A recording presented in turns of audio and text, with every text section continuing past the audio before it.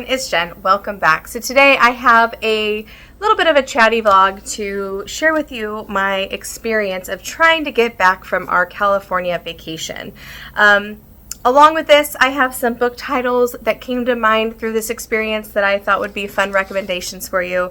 So let's just get started. So as some of you know, my family and I took a vacation to California to visit family and friends. Overall we had a great time, but we were impacted by the IT Microsoft global situation that you saw probably in the news. So all that being said, I'm home safe, happy to be home, and if anything, it made me think of some really good books that I have read that I can suggest to you guys. So when we left California, we were flying out of Fresno Airport. Now, I won't go into too many gritty details because this might be an hour-long video if I do that, but I'm going to give you guys kind of the gist of how things went. So we were supposed to fly out of Fresno Airport, and we got on the plane. We were on the plane for about an hour and a half, and then we had to deplane. At this point, no one really knew what was going on.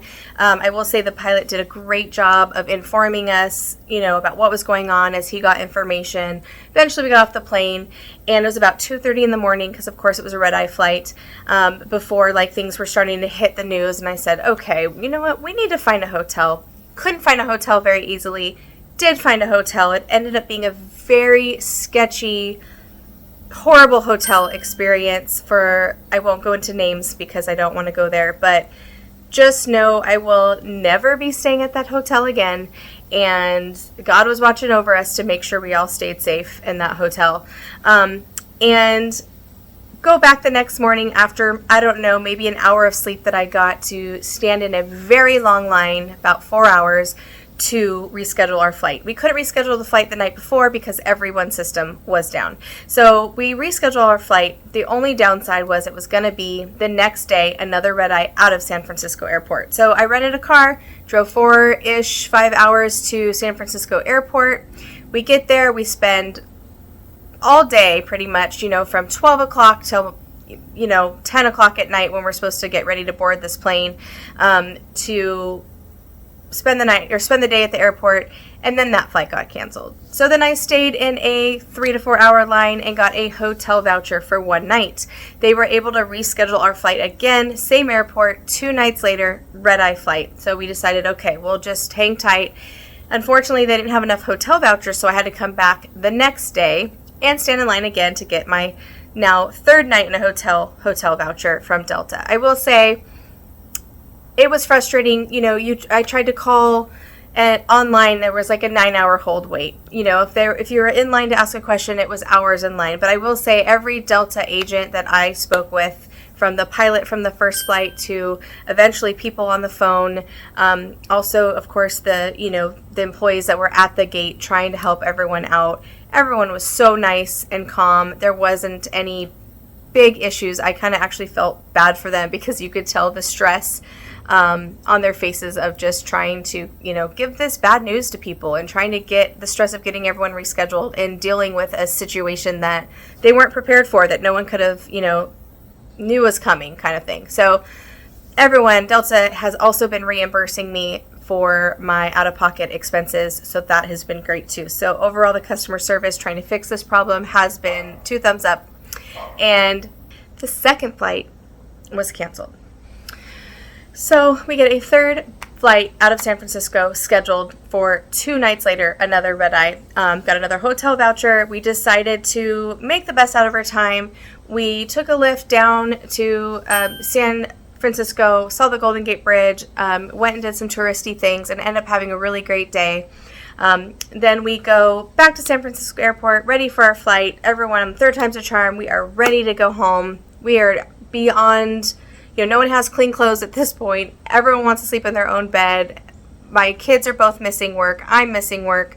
And so finally go to the airport. As we're driving from the hotel in the Lyft drive to the airport, our 3rd flight was canceled.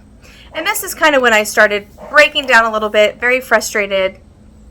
We go to the car rental place at the airport. My neighbor's dog is barking. I apologize for that. But not much I can do. And so we go to the rental car counter at the airport, and they asked me for my driver's license to get the process started, and that's when I realized that I left my crossbody purse in the Lyft driver's car. And that's when I lost it. It fell apart. There was a lot of tears. I was able to very quickly call the Lyft driver, get my purse back. He was great, and tragedy did not strike there. We got in a car. In San Francisco. I drove to Reno, Nevada the first night, which I'm not sure how many hours that was. I think it was like 4 to 6 hours, somewhere in there. I had 3 other drivers with me, but they were all under the age of 20, so I had to be the only driver on this rental car. So the next day, we left Reno, Nevada, and I drove us to Cheyenne, which is in Wyoming, and I believe that was close to a 15-hour drive. It wasn't too bad. My adrenaline was working at this point, so it made that drive no problem. Then we stayed in a hotel again. The following day, I drove from Wyoming all the way to Springfield, Illinois, which is about 12 hours. About 5 hours from home, but still too far for me to continue driving. So we stayed in another hotel, and then the last leg of the trip we did, and we were finally home on Thursday at 1 p.m. So, through this experience, some books came to mind that kind of kept everything in perspective for me, and I thought it would be fun to share those titles with you. So we're finally getting to the book recommendations. So I have a couple books about airplanes. I have 3 thrillers that I really enjoyed, or one I haven't read, but I feel like I would enjoy it, and it sounds really good. It's on my TBR to read eventually. But the first one I read and loved was The Last Flight by Julie Clark. We are following Clair and Eva. We have 2 women who, one is running away from an abusive rich husband, and the other one's running away from her life. We're not sure the secrets right away, but they meet at the airport, and they decide to switch flights, switch tickets, switch lives. One of the planes go down, and you kind of pick up the story from there. This is a very thrilling, page-turning mystery that I picked up and ended up loving. I don't want to go into too much detail because it's been a while and I don't want to take the risk of spoiling anything for you guys, but definitely check out The Last Flight by Julie Clark if you haven't already. Hostage by Clair Mackintosh. I have not read this one. It sounds really promising. We're following a stewardess who has been handpicked, specially selected to be the stewardess on this flight that has, I think, famous people, rich people, very important people on it. And she has been threatened to hold them hostage and make sure that the flight does not land where it's supposed to. So that one sounds really interesting. It's on my list. I read Drowning by T.J. Newman, and that was so good. That was about obviously a plane that crashed into the ocean, and it is a rescue attempt. This one would make such a great movie. I hope it goes to screen one day. I would absolutely want to see that. She also has one called Falling, another book about a plane crash that I have not read, but I do own. And in this one, the pilot his family has been kidnapped, and he has been told that if he does not crash the plane with 160 plus passengers on it, that his whole family, his wife and children, are going to be murdered. So that's what that one's about. TJ Newman actually has a third one coming out. I'll pop it here. I can't think of the name, but it's about another plane crash, and I believe this plane crashes on like a nuclear plant or something. So obviously don't pick up one of these before you go on an airplane, because that's not a good idea. but yeah, so it could have been worse, right? So the next one I want to talk about is actually a romance, and it's called In the Likely Event by Rebecca Yarros. I have read her before and loved her romances. This one we are following Izzy and Nate. They meet on a flight, have an instant connection, kind of insta-lovey, fall in love. Well, their plane goes down, I believe over the Mississippi River. In this romance, it's kind of a second chance, possibly romance, a romance where the timing's never right for this couple to quite be able to start a relationship, but they kind of meet each other here and there throughout their lives. Izzy goes on to be involved in politics, and Nate has a military career. And so what happens is in Afghanistan, Nate has been tasked to protect Izzy's life, and that's where the romance picks up. So that one sounds really good. Another romance that I highly recommend is A Simple Wild by K.A. Tucker. In this one, we are following Kella. She decides to go back to Alaska to spend the last days with her father, whose life is ending. Her mother took her out of Alaska. It was too much for her mom to live, too rugged, too rural, too isolated. So she hasn't been to Alaska in a long time, but Kelly goes back to spend the last days of her father's life with him. And there she meets Jonas, who is a handsome, rugged Alaskan pilot. It's kind of a hate to love romance, but I really enjoyed it. It was a good one. Next, I started thinking of some titles that have to do with road trips. We ended up driving 34 hours across country. Wasn't in the plans, but it happened. The first one is by Julie Kibler, and it's called Calling Me Home.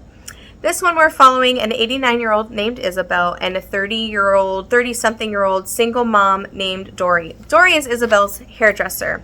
Isabel asked a huge favor of Dory. She asked Dory to drop everything and drive her from Texas to Cincinnati the next day to go attend a funeral.